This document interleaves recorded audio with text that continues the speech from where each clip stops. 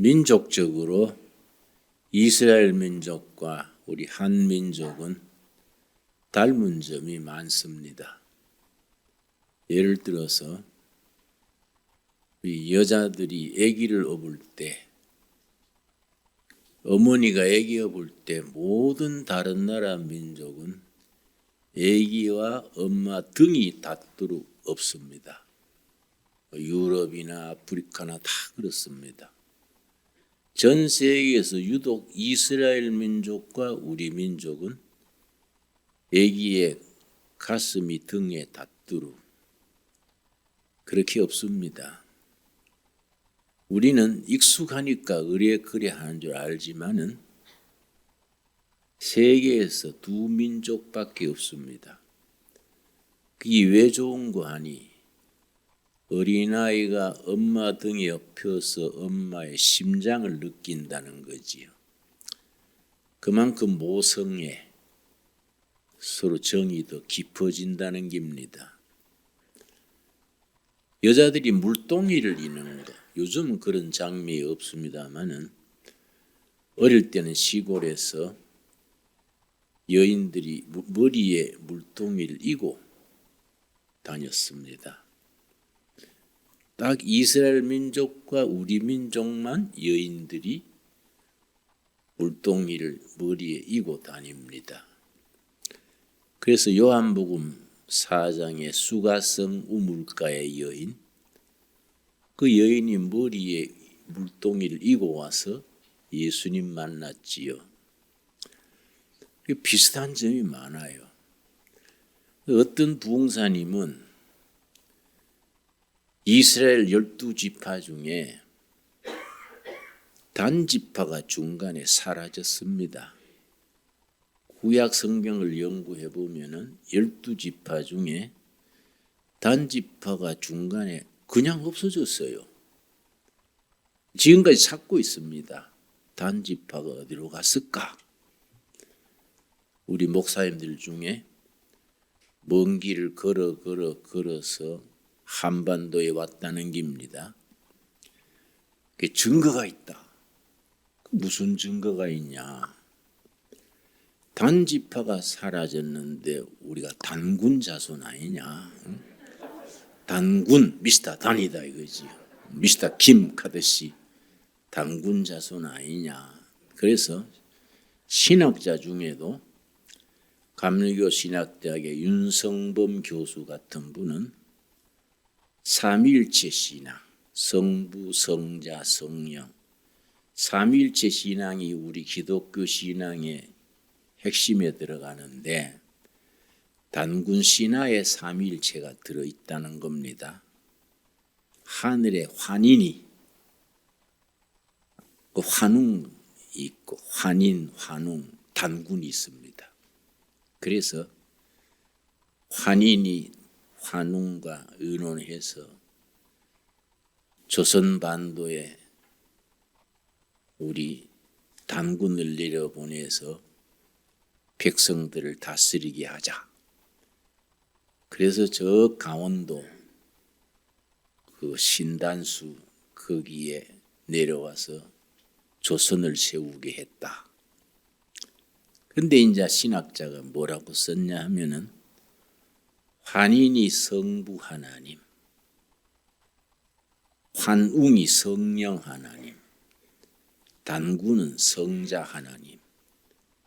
단군이 세상에 온 것이 예수님이 성육신하는 것과 같은 유비다. 이제 그렇게까지 썼습니다.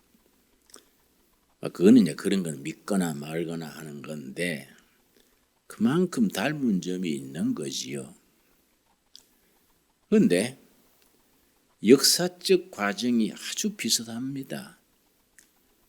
지정학적 위치 자체가 이스라엘은 지리적으로 아시아, 아프리카, 유럽이 만나는 꼭지점, 거기 이스라엘입니다.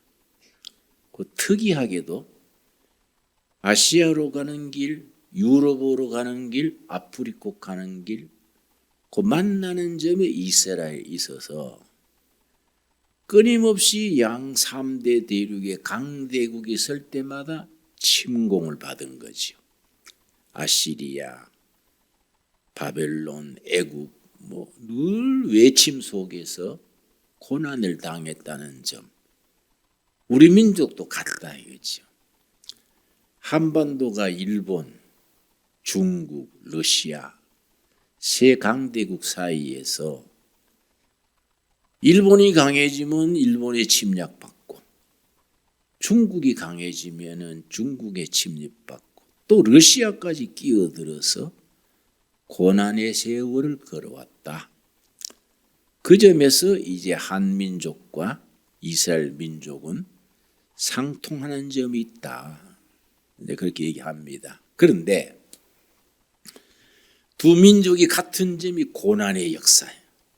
고난의 역사. 그래서 출애굽기 3장에 모세가 처가살이 40년 만에 나이 80 됐을 때에 호렙산 기슭에서 양떼를 치는데 떨기나무에 불이 붙었지요. 떨기나무는 우리나라로 말하면 찔레덩굴입니다. 아카시아 말고 찔레. 찔레덩굴이 떨기나무 비슷합니다. 불이 붙었는데 꺼지지 아니해서 이상하다. 저 떨기나무에 불이 붙었는데 왜 활활 타오르는데 꺼지지 않을까? 가까이 다가갔더니 하나님의 음성을 들었습니다. 그걸 영음거래요. 하나님의 음성을 듣는 것을 영음. 나도 평생에 딱 한 번 영음을 들은 적이 있습니다. 우리 어머니는 수차례 들으시더라고요. 하나님께서 모세에게 모세야, 네 선 땅은 거룩한 땅이니 네 발에 신은 신을 벗어라.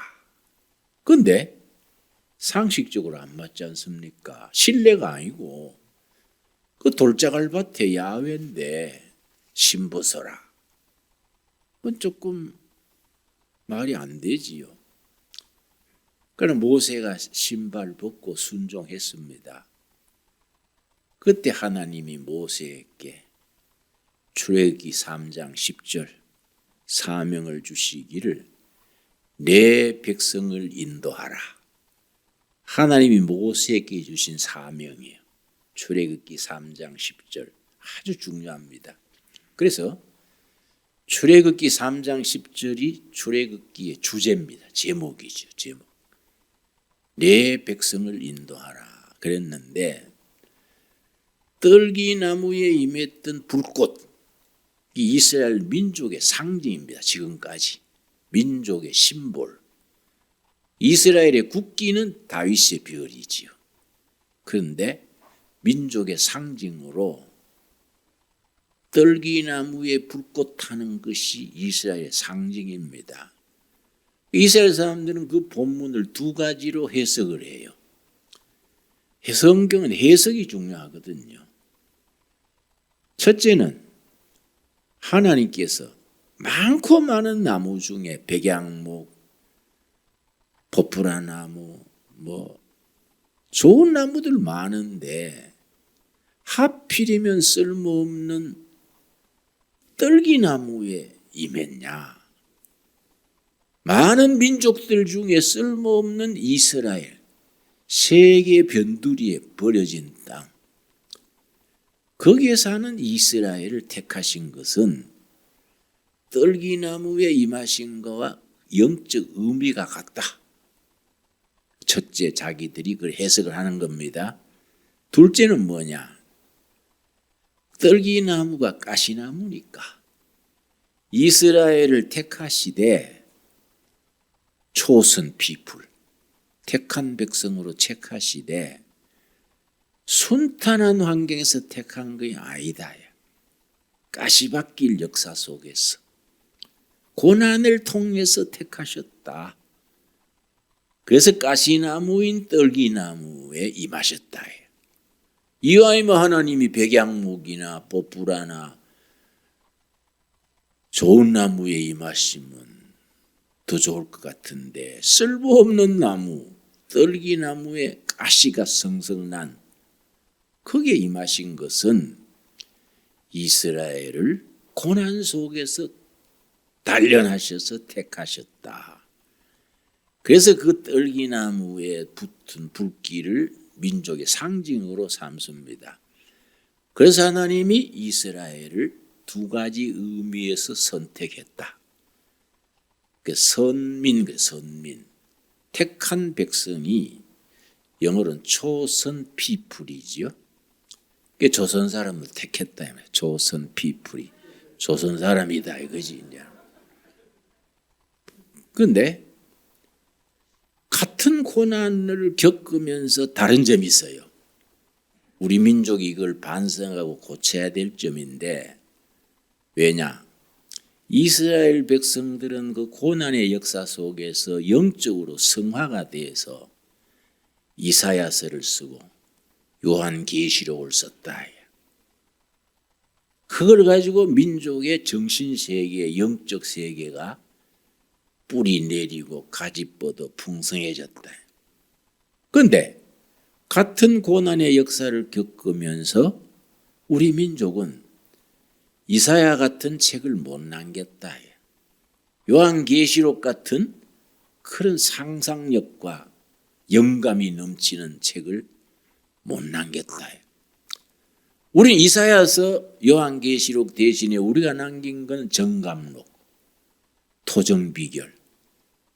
그리고 이스라엘 백성들이 이사야서 읽고 요한계시록 읽을 동안에 우리는 정감록 읽고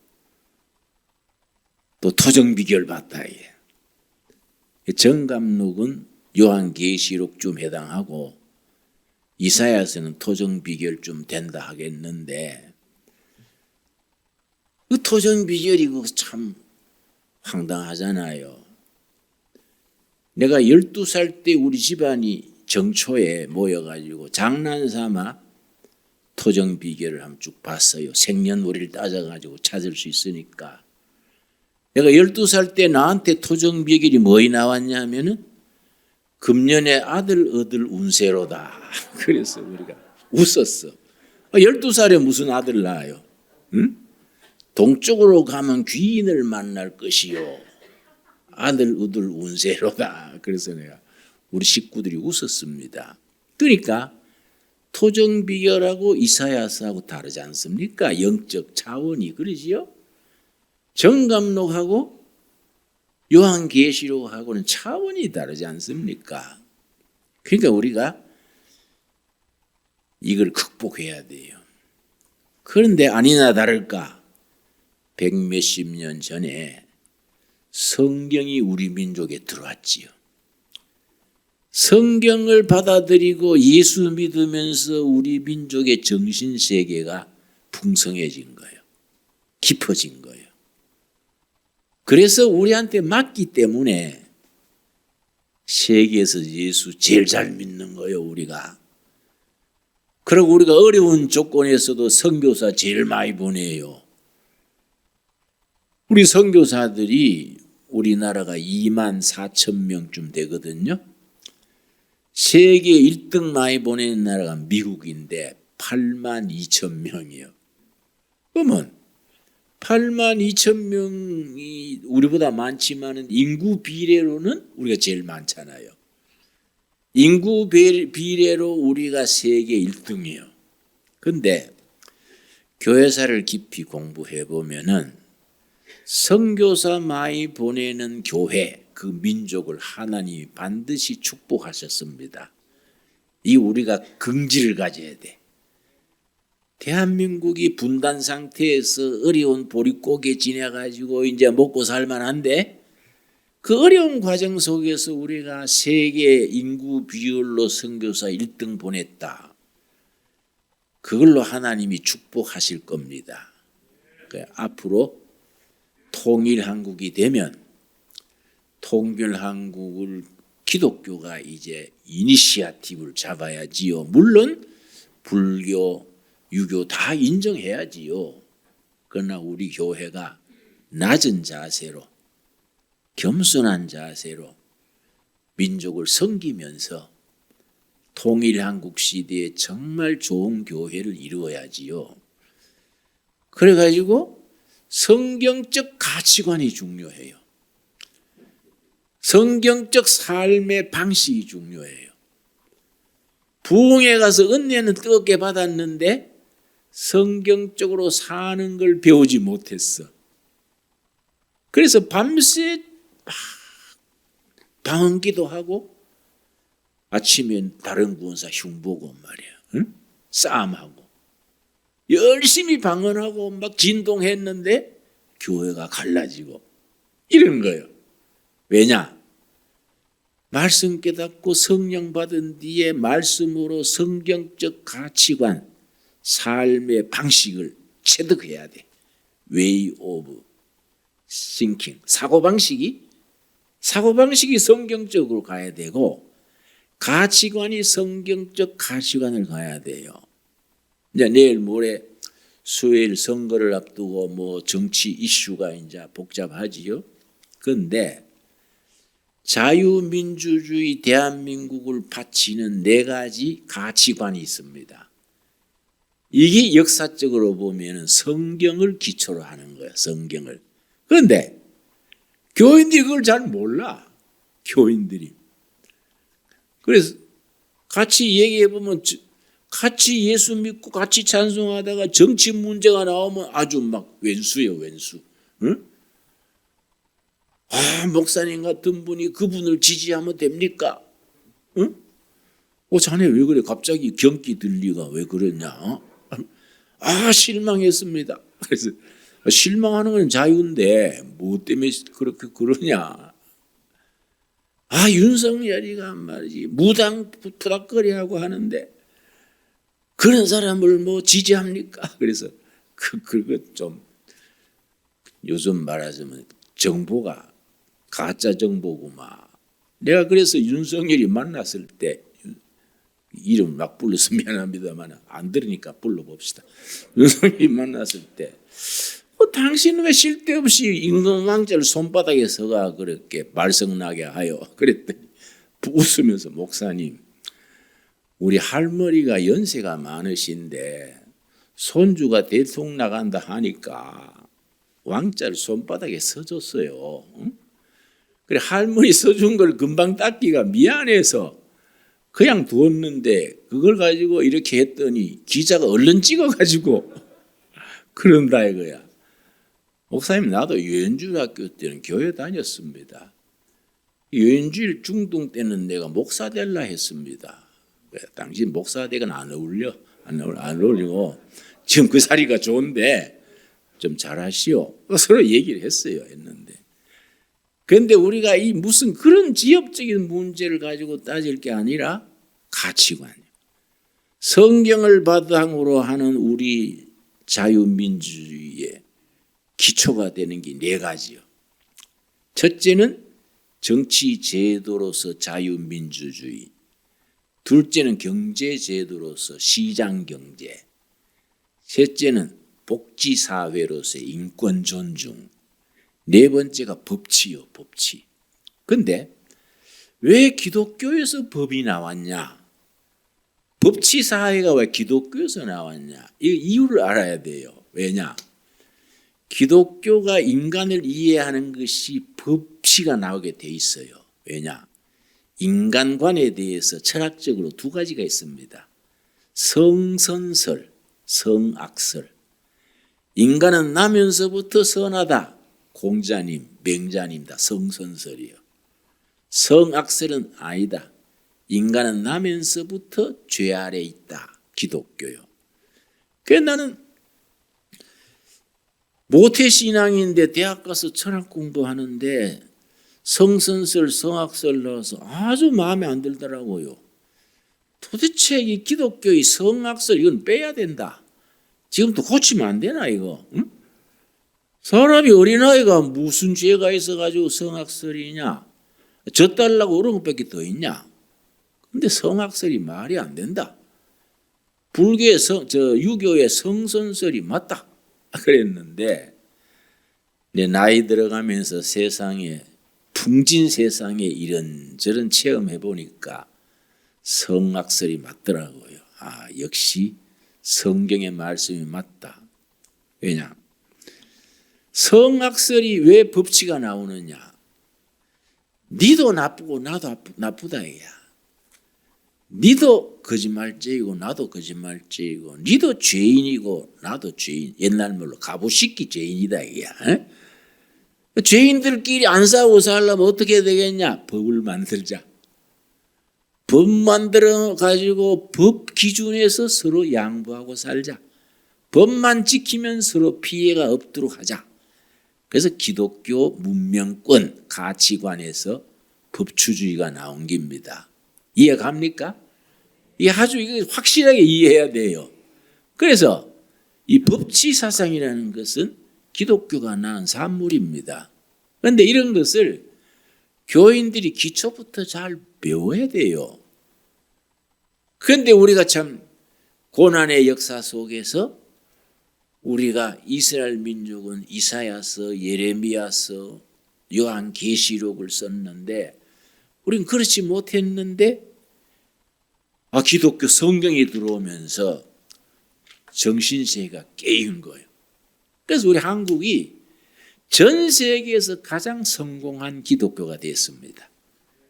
한국 교회는 전 세계 선교 사상 유례를 찾을 수 없는 성공 사례입니다.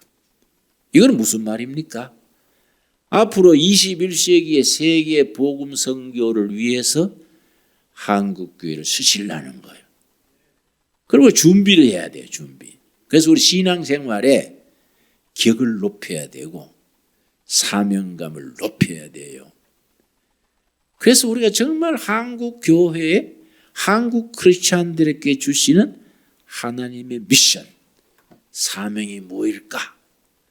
그 고민하고 준비하고 쓰임 받아야 된다. 그래서 우리가 지금 또 우리가 뭐 정치나 경제나 통일 문제 못되고 삐그덕거리지만은 오히려 영적으로 보면 이 감사할 일이에요. 시편 119편 71절, 시편 119편 71절,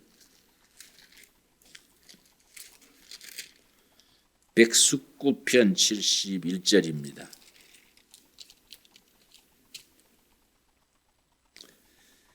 고난당한 것이 내게 유익이라.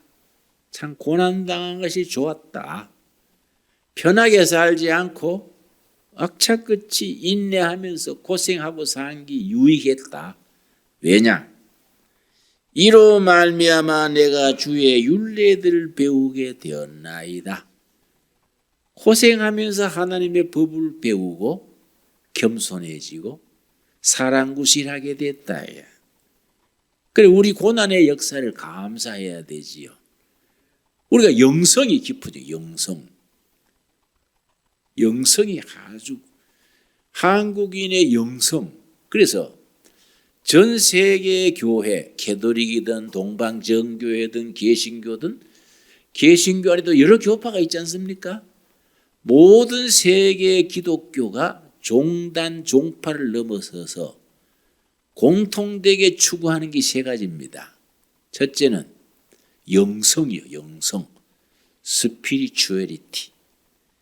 이 과학 문명 시대에 대해서 인터넷이니 무슨 기계 문명이니 너무 기계 만지고 뭐 메말라지니까 영성이 배고파지는 거예요.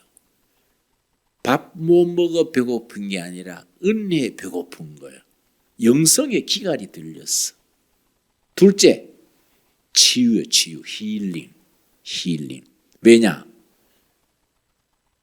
20세기 중반 넘어서면서 문명국가일수록 우울증이 10년마다 기하급수로 늘어나요. 타임지에 났습니다. 몇 년 전에 타임지의 표지에 우울증의 시대, The Age of Blue. 부르가 푸르다지요? 푸르다가 부르는데 우울증도 부르요. 우울증의 시대. 타임지에 톱 기사로 났습니다.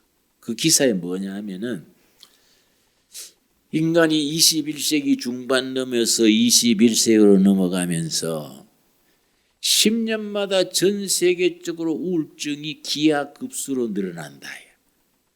문명사회일수록 우울증은 더 많아진다.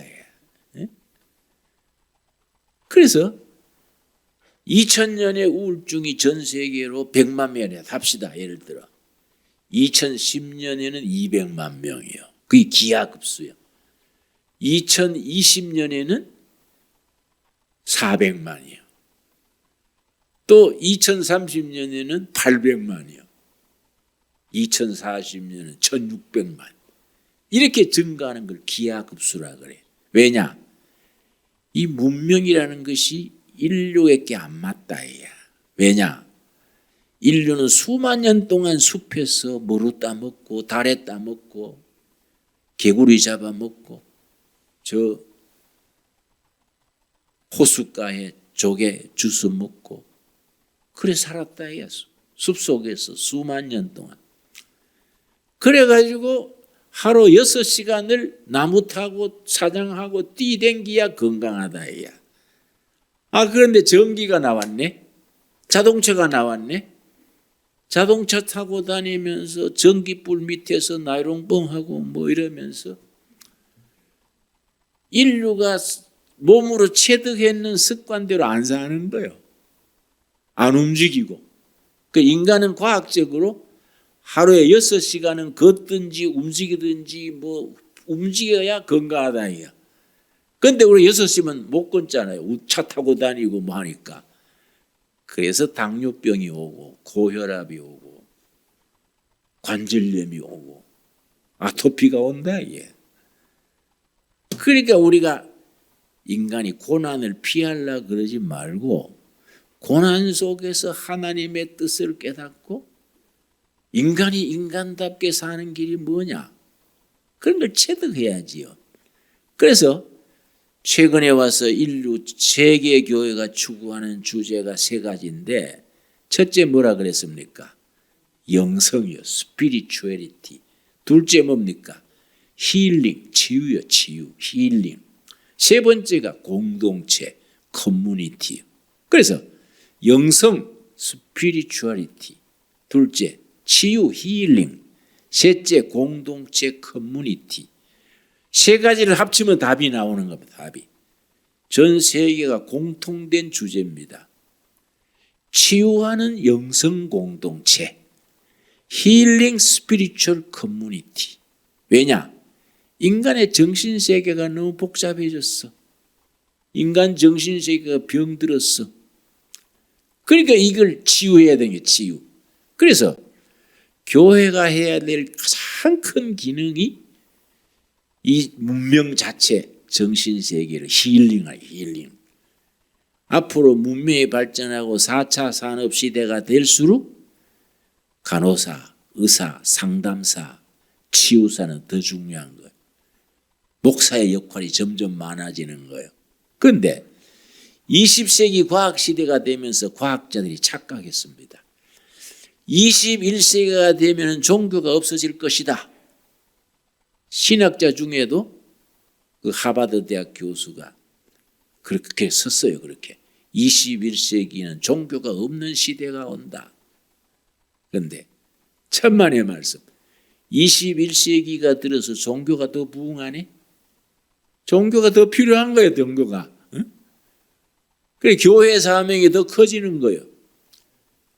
그러니까 인간 정신세계를 풍요하게 하고 풍성하게 하고 예수님이 행하셨던 3대 사역을 교회는 이어가야 된다. 마태복음 9장 35절입니다. 마태복음 9장 35절 말씀.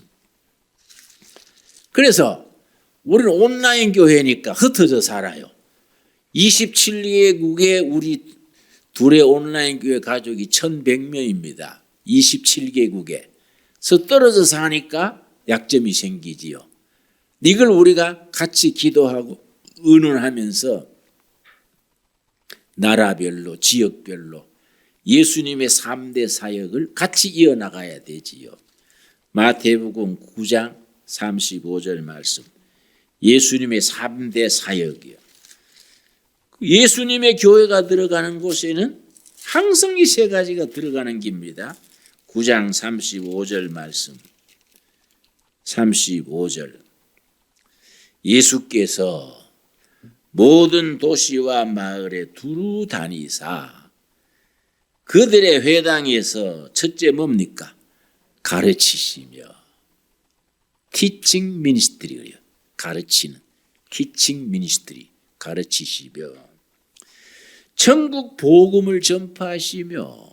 프리칭 미니스트리 그래. 설교, 복음 전도하는 거. 프리칭 미니스트리. 세 번째. 모든 병과 모든 약한 것을 고치시니라. 힐링 미니스트리요. 지난번에 금식기도 10일 금식할 때 우리 이제 금식기도에는 캐톨릭 신자들이 자주 와요. 캐톨릭 신자 중에 이제 한 분이 이제 지난 10일 금식에 참여했었는데 서로 얘기하다 보니까 이분이요. 걸어다니는 종합병원이요. 응? 그래서 내가 뭔 병이 그리 많아요. 무슨 병이에요? 그랬더니 목사님 저한테는 무슨 병이 없냐 물어야 빠릅니다. 응? 뭐 다 고장났어. 간이고 뭐. 그래서 우리가 같이 저 위에 베데스다 연못 있지요. 여러분 가보셨지요? 계곡 따라서 우리 참 저 위에 이제 못 하나 우리 만들어서 베데스다 연못이다. 요한복음 5장에 38년 된 안전병이 고쳤지 않습니까? 그래 이름을 베데스다 연못이라고 세우고 우리가 이제 거기 단체로 가면 원하는 사람 거기서 이제 안수도 하고 그러합니다. 거기 가가지고 그냥 자기가 몸이 안 좋다니까 이리 나오시라 그래가지고 무릎을 꿇고 앉아서 예수님 이름으로 간절히 기도했지요. 이 몸에 상처받은 거, 병든 거 꼭 자비를 베푸셔서 고쳐주십시오. 간절히 기도하고 본인도 아주 눈물 흘리더라고요. 한 달 뒤에 편지가 왔는데 다 나섰대. 자기가 그걸 아주 간증으로 긴 편지를 보냈어요. 나는 어리둥절한 겁니다. 나는 그런 능력이 없는데. 그래가 그래 내 능력이 아니고 누구의 능력입니까? 응? 나는 별로 영적으로 그렇게 신령하지 못해요. 응? 뭐 병자가 낫고 뭐 그런 거 없어. 그런데 예수님의 이름으로 기도하니까 그 사람이 낫는 거예요. 여러분 요한복음 우리 5장 찾아봅시다. 나는 그래서 이 말씀 참 좋아요. 요한복음 5장 2절 말씀. 요한복음 5장 2절. 예루살렘에 있는 양문 곁에 히브리 말로 베데스다라 하는 못이 있는데 거기 행각 다섯 있고 그 못이 가끔 확 뜨거운 물이 솟아오르는 거예요. 화산 그처럼. 그때 얼른 뛰어들어가면 몸이 낫는 거예요. 몸이. 그런 역사가 있으니까 사람들이 막 베데스다 연못가에 쭉 앉아가지고 물이 끓어오를 때를 기다리는 거예요. 얼른 들어가야 낫거든요. 시기를 놓쳐버리면 안 되는 거예요. 그런데 예수님이 그거 지나갔는데 5절. 거기 38해 된 병자가 있더라. 38년 동안 대책 없이 앓는 거예요. 38년 된 병자. 나는요. 이 말씀 읽을 때마다 내 자신을 생각합니다. 그래 나도 38년 된 병자다. 영적으로 하나님 앞에서 38년 된 병자가 있더라. 6절. 예수께서 그 누운 것을 보시고 병이 벌써 오랜 줄 아시고 이르시되 뭐라 그랬습니까? 너가 낫고자 하느냐? 예수님이 물으셨어요. 낫기를 원합니까? 너가 낫고자 하느냐? 낫기를 원하십니까?